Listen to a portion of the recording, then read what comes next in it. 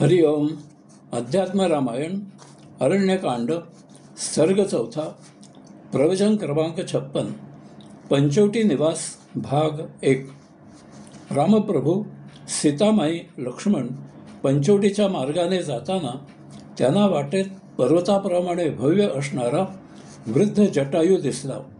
त्याला पाहून सर्वांनाच आश्चर्य वाटले की हा कोण आहे. धनुरानय सौमित्रे राक्षसौयं पुरस्थितः इत्याह लक्ष्मणं रामो हनिश्राम ऋषिभक्षकम.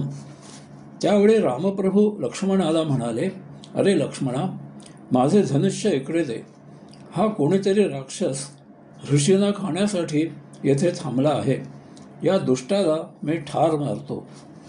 रामप्रभूंचे हे बोल ऐकून गिधाडांचा राजा जटायू अस्वस्थ चलबिचल झाला आणि तो रामप्रभूंना म्हणाला, रामा, तू मला मारू नको.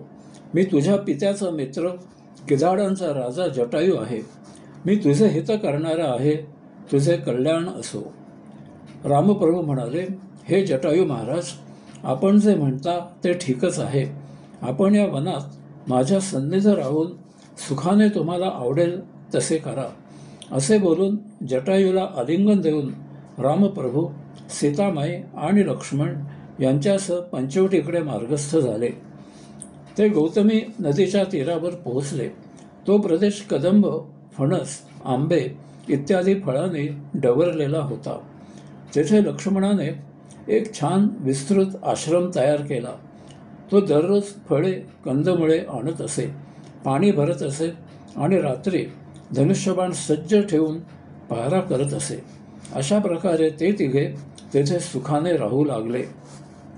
एक दिवस लक्ष्मणाने रामप्रभूंना म्हटले, भगवन, श्रोतृमिच्छामि मोक्षस्य कांतिकीं गतिं त्वत्तः कमलपत्राक्ष संक्षेपात वक्तुमर्हसि ज्ञानं विज्ञानसुभितं भक्तिवैराग्यभृहितं.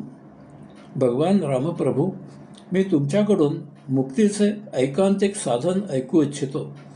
कमलनयन असणाऱ्या रामा, आपण मला हे संक्षेपाने सांगावे. हे रघुश्रेष्ठा, भक्ती आणि वैराग्य याने युक्त असे विज्ञानसहित ज्ञान आपण मला सांगा. शृणु वक्ष्यामि ते वत्स गुह्यात गुह्यतरं परम यत् विज्ञाय नरो जेह्यात सद्यो वैकल्पिकं भ्रमम. वत्सा लक्ष्मणा, गुह्यामधील गुह्य असे सर्वश्रेष्ठ ज्ञान मी तुला सांगतो. ते जाणल्यावर मानव विकल्परहित संसाररूपी भ्रमामधून बाहेर वास्तवात येतो. आज दोन भावांमध्ये सुसंवाद तर जाऊ दे, साधा संवादही होणे महादुर्लभ, दुरापास्त झाले आहे. परंतु वाद मात्र नक्की होतात.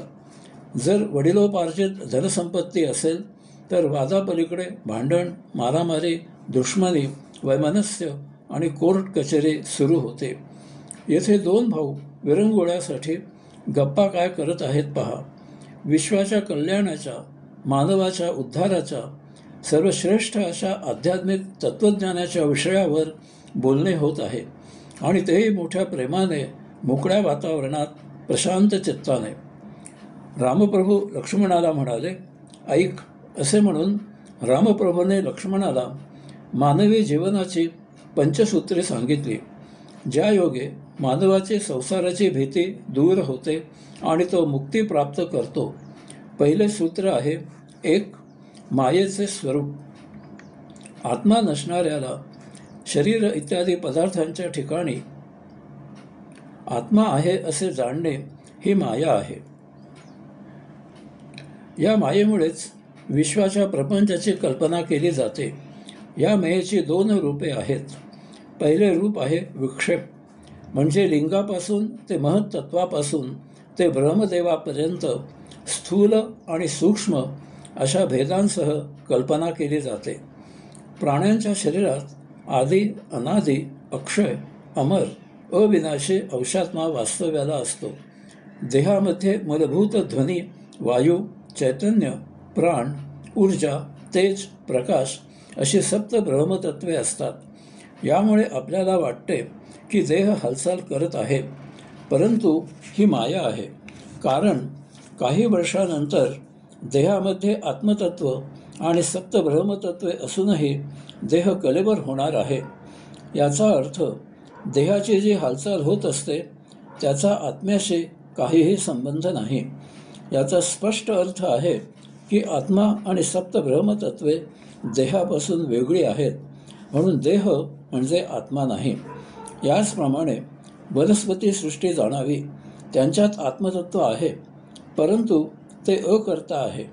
त्यांच्यामधील सप्तब्रह्मतत्वांमुळे बीजाला अंकुर, खोड, फांद्या फुटून वनस्पतीचे शरीर तयार होते. मग त्याला पाने, फुले, फळे निर्माण होतात. हे त्याच्या शरीरामुळे होते असे वाटणे ही माया आहे. कारण काही वर्षानंतर त्यांच्यात आत्मतत्व सप्तब्रह्मतत्वे असूनही वनस्पतीचे शरीर कोलमडणार आहे आणि वाळून सुकणार आहे. तसेच येथे अनंत प्रकारे भरपूर जड वस्तुजगत आहे. त्यात आत्मा आहे, परंतु ते वस्तुजगत निर्जीव आहे. उदाहरणार्थ माती, दगड, दगडी कोळसा, धातू, हिरे, माणके इत्यादी. हे वस्तुजगतही क्षणोक्षणी झिजत असते. यथाकाळी ते नष्ट होणार आहे. यामुळे त्यांचे अस्तित्व मायावी आहे. दुसरे रूप आहे आवरण. हे संपूर्ण ज्ञानावर पांघरून घालते, ज्ञान झाकोळून घेते. बुद्धीवर अज्ञानाचा ऐकीव माहितीचा पगडा बसतो. यामुळे आपल्याला वस्तुस्थितीपेक्षा निराळे भ्रांत दर्शन होते. कमी उजेडात दोरी सापासारखी दिसते. अंधुक प्रकाशात झाड माणसासारखे वाटते. वरवरच्या वर्तनावरून दुर्जन सज्जन आहे असा विश्वास निर्माण होतो. दूर अंतरावर ऊन आणि वारा यांच्यामुळे तेथे पाणी आहे असा भास होतो. मादक पदार्थांच्या सेवनामुळे, उदाहरणार्थ दारू, गांजा, अफू इत्यादीमुळे बुद्धी भ्रमिष्ट होते आणि जसे वागू नये तसे वागणे होते. भूत, पिशाच इत्यादी दिसल्याचा आभास होतो. त्या भ्रांत दर्शनाने अनेक जण भीतीने कापायला लागतात, परंतु हे सर्व काल्पनिक असते, माया असते. थोडक्यात सर्व प्रत्येक वस्तुजगतामध्ये, कणामध्ये, थेंबामध्ये आत्मा आहे, परंतु तो अकर्ता आहे. देहामधील सप्तब्रह्मतत्वांमुळे जी हालचाल होते ती काही काळापुरतीच आहे.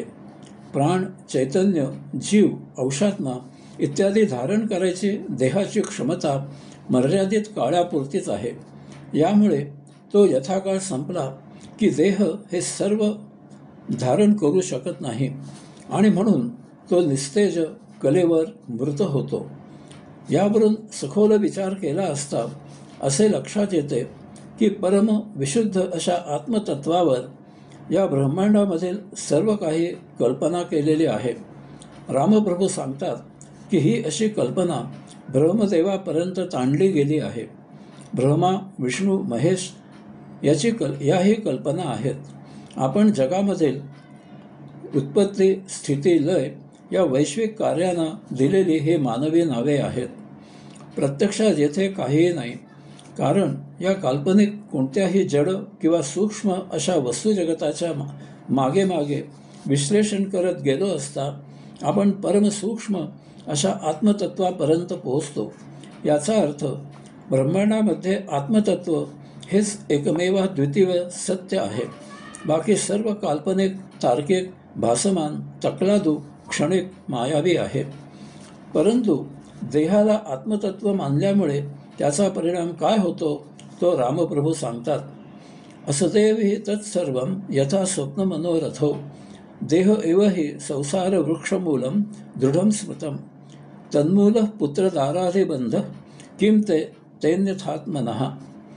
अशा प्रकारे येथील सर्व काही स्वप्नवत, मानसिक, कल्पनामय, असत्य प्रत्यक्षात नसणारे आहे. याचा परिणाम म्हणून देह हाच संसाररूपी वृक्षाचे घट्ट मूळ आहे असे म्हटले जाते. या देहामुळेच संतती, पत्नी इत्यादी बंधने येतात. तसे नसेल तर याचा आत्मतत्वाशी काय संबंध आहे? सांगायचा मुद्दा असा की आत्मतत्व अकर्ता आहे आणि असे असूनही काही कालावधीनंतर का होईना, परंतु येथे प्रत्यक्षात आपल्याला चल, अचल, सजीव, निर्जीव असे वस्तुजगत दिसत असते. आपण त्यावर वावर करतो, त्या वापरतो, त्या उपभोगतो, त्यापासून निर्मिती होताना अनुभवतो. मग आता स्वाभाविकच प्रश्न असा निर्माण होतो की हे असे सर्व प्रत्यक्षात घडत असूनही जर ते अकर्ता असलेल्या आत्मतत्वामुळे होत नसेल तर मग याचा कर्ता कोण? हे कोणामुळे होत असते? यासाठी एकमेव पर्याय राहतो आणि तो पर्याय म्हणजे शरीर. दोन विजातीय शरीरे एकत्र येतात आणि त्यापासून प्राण्यांमध्ये तिसरा देह निर्माण होतो. बीजाला अंकुर, खोड, फांद्या फुटतात आणि वनस्पतींमध्ये पाने, फुले, फळे निर्माण होतात. खोड, फुलांमधील पराग, फळांमधील बिया यापासून वनस्पतींमध्ये नवनिर्मिती होते. या सर्वाचा आत्म्याशी काहीही संबंध नसल्यामुळे त्याचा देहाशी संबंध आहे हेच सत्य शिल्लक राहते आणि यामुळे प्रदीर्घ स्मृती असलेला मानव देहसंबंध मानतो. ज्या देहांचा संबंध येतो ते भावनिक नात्यामध्ये अडकतात. पती, पत्नी, मुले, नातवंडे, आजोबा, आजी वगैरे असा वंश स्वीकारला जातो. पुढे प्रत्येक वंश स्वतःची स्वतंत्र ओळख, वंश परंपरा, विशिष्ट नाव धारण करून वापरतो. या देहिक जड ओळखीप्रमाणेच सूक्ष्म ओळखीही निर्माण होते. उदाहरणार्थ, काहींच्या मध्ये एखादी कला असते.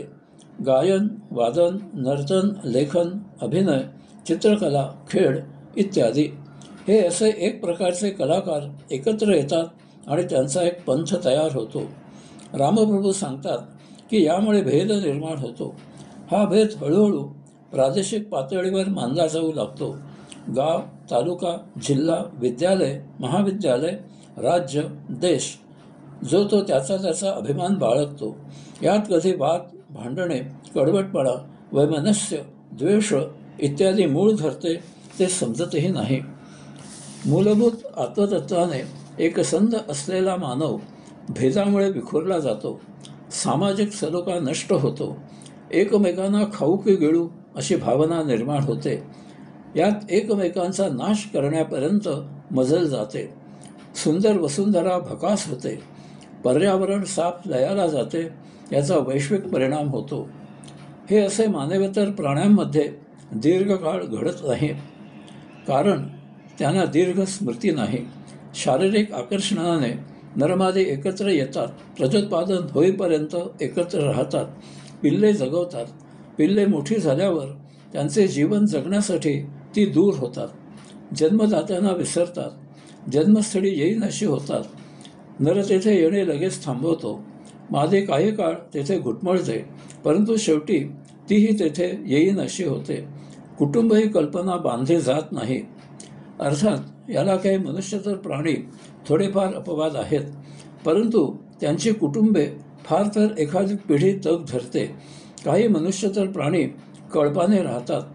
त्यांच्यात कुटुंब यापेक्षा कळप ही भावना असते आणि बहुधा तेथे संरक्षण हीच भावना प्राबल्याने असावी.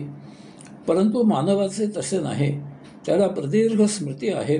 यामुळे तो वंश, पंथ, जात यांची जोपासना करतो. याचं एकमेव कारण म्हणजे तेथे मूलभूत एकमेवाद्वितीय आत्मतत्वाशिवाय अन्य काहीही नाही. हे सत्य विस्मृतीत गेले. ज्यांना इतपत समजते त्यांनी आत्मतत्व जाणून समजून घ्यावे आणि त्याप्रमाणे प्रत्यक्ष आचरण करावे. अन्य जणांना यासाठी उद्युक्त करावे. यासाठी रामप्रभू येथे पंचसूत्रीमधील दुसरे साधन सूत्र सांगत आहेत. ते आपण पुढील प्रवचनात पाहू. हरिओम.